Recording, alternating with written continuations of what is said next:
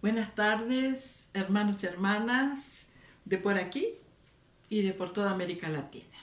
Ya hace unas cuantas semanas que el Centro de Estudios Wesleyanos de la IEMA está compartiendo textos sobre la frase de Juan Wesley, pensar y dejar pensar.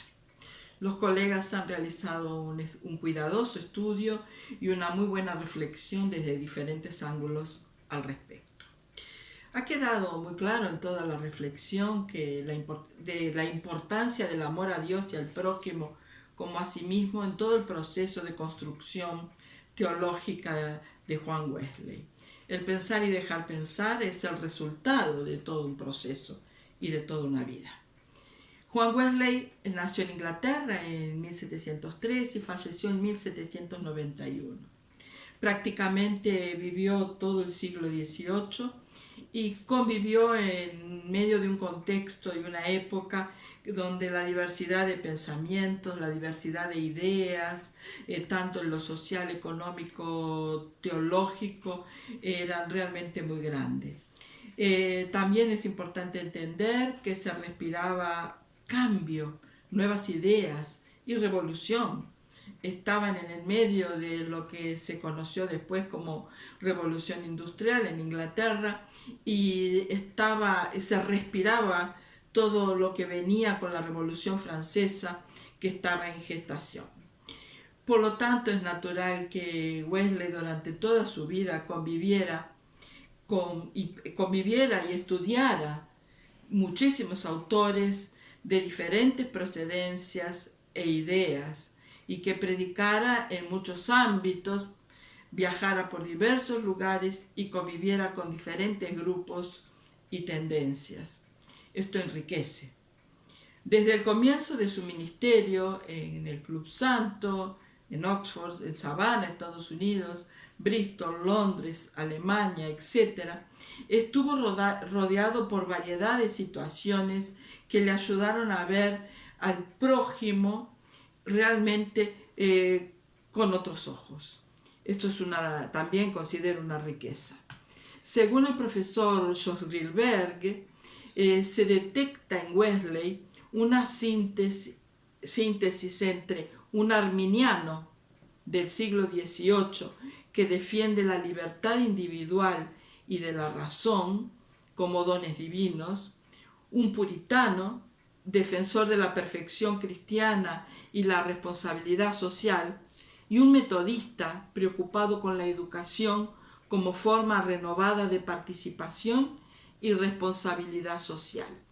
No se puede negar que Wesley era conservador, tanto en lo político como en su vida, muy exigente en la disciplina, en su comportamiento y que le costaba mucho aceptar nuevas ideas, pero supo hacer sus procesos de crecimiento y cambio cuando necesarios. La diversidad de pensamientos de su época y su experiencia lo llevaron a consolidar ideas y proyectar sus acciones, siempre empapado de un carácter y una ética cristiana muy fuertes. Era común que se discutiera públicamente y que se defendieran las ideas tanto en público como en las internas de las sociedades.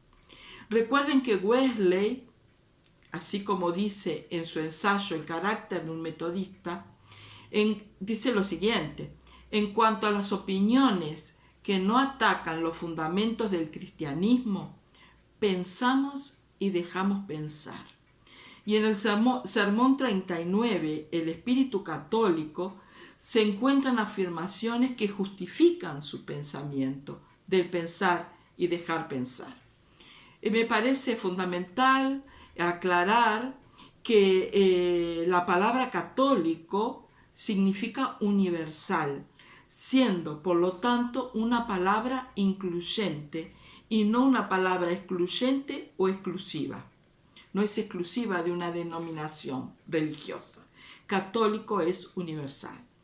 El texto bíblico que inspira a Wesley en el mencionado sermón está en el segundo libro de los Reyes, capítulo 10, versículo 15. Cuando Jehú se fue de allí, se encontró con Jonadab, hijo de Recab, que había ido a verlo. Jehú lo saludó y le dijo: ¿son buenas tus intenciones hacia mí como son las mías hacia ti? Así es, respondió Jonadab. En ese caso, dame la mano, dijo Jehú. Jonadab le dio la mano. Significa que mientras haya diversas opiniones, habrá diversas maneras de servir y adorar a Dios, puesto que la variedad de opiniones necesariamente implica variedad en la práctica. Wesley no se atreve a presumir que pueda imponer un modo de servicio o adoración a nadie, y esto es fundamental. Tener un espíritu católico significa estar abiertos a la universalidad, pero firmemente plantados en lo que se refiere a nuestros principios religiosos en todo cuanto creemos que es la verdad. Y esta última frase son palabras de Juan Wesley. Entre las muchas preguntas que Wesley hace en su sermón, comparto las que entiendo que son fundamentales para nuestra reflexión de hoy. ¿Son buenas tus intenciones hacia mí como lo son las mías hacia ti? ¿Es tu fe llena de energía del amor? ¿Amas tú a Dios con todo tu corazón y con toda tu alma y con toda tu mente y con todas tus fuerzas? Como dice Lucas en el capítulo 10, versículo 27. ¿Amas a todo el género humano sin excepción como a ti mismo? Si amas solo a los que te aman, ¿qué mérito tienes? ¿Amas a tus enemigos? ¿Está tu alma llena de buena voluntad, de tierno afecto hacia ellos? ¿Amas aún a los enemigos de Dios? ¿Muestras tu amor mediante tus obras? ¿Haces todo el bien que puedes? Si es este tu sentir, diga cada cristiano, cada cristiana, que entonces tu corazón es como el mío lo es para con el tuyo. Y si lo es, dame la mano.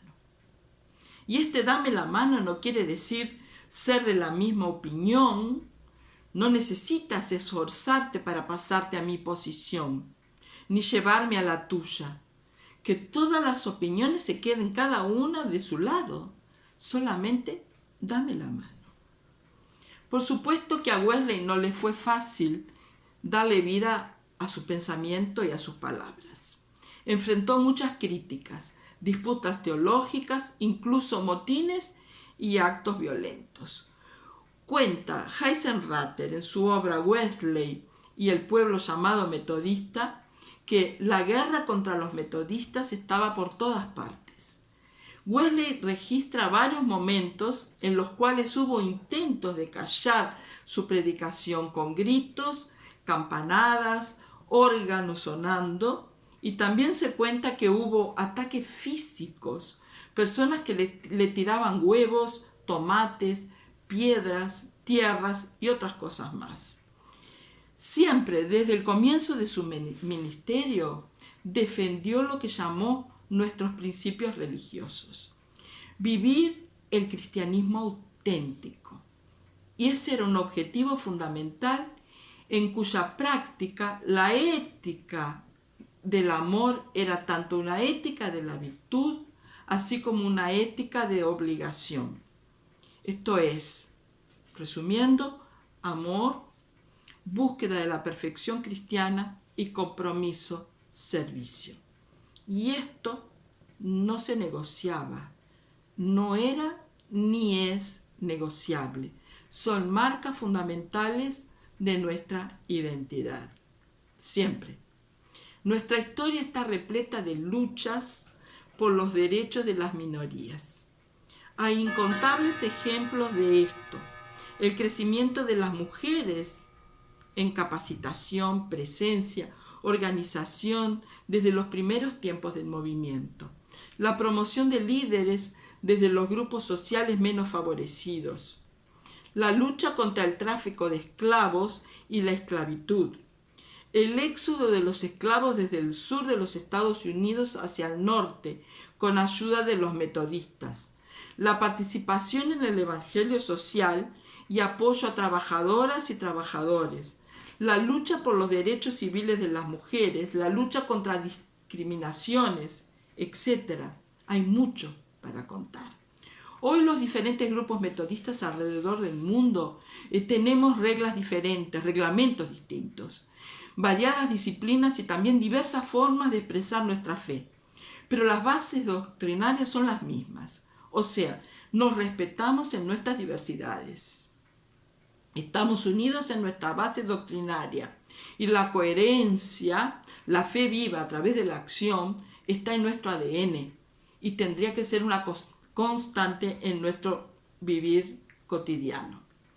Hoy existe una bipolaridad de ideas y una pasión con la cual las personas se posicionan y hacen con que muchas veces la intransigencia y la falta de respeto sean una constante en nuestras sociedades, en nuestras familias e incluso en nuestras comunidades de fe, constituyéndose obviamente en un testimonio equivocado. El desafío que tenemos es darle vida al pensar y dejar pensar, en un contexto en el cual impera la intención de que existan pensamientos únicos. Impacta la intolerancia fuerte y agresiva a los pensamientos diferentes a lo que cada persona o grupo defiende. Esto se hace más grave por la manipulación a través de los medios de comunicación e información, con destaque para las redes sociales y robots generadores de tendencias. Y esto mire que lo hemos visto y mucho en los últimos tiempos. El recuperar radicalmente los conceptos y prácticas del amor, la ética, justicia, solidaridad y respeto como elementos que no se negocian en nuestras vidas como personas cristianas y metodistas es fundamental. En el contexto actual esto puede parecer una utopía, pero como dice Eduardo Galeano, la utopía es lo que nos hace andar. Debemos volver a las raíces y recuperar nuestras marcas, los cimientos presentes en nuestra génesis, que pueden y deben servir como criterios para examinar y adaptar o transformar nuestras prácticas actuales. Tratar de establecer una conexión fuerte entre el tiempo y espacio seguramente hará posible la construcción de un futuro mejor. Muchas gracias y espero vuestras preguntas.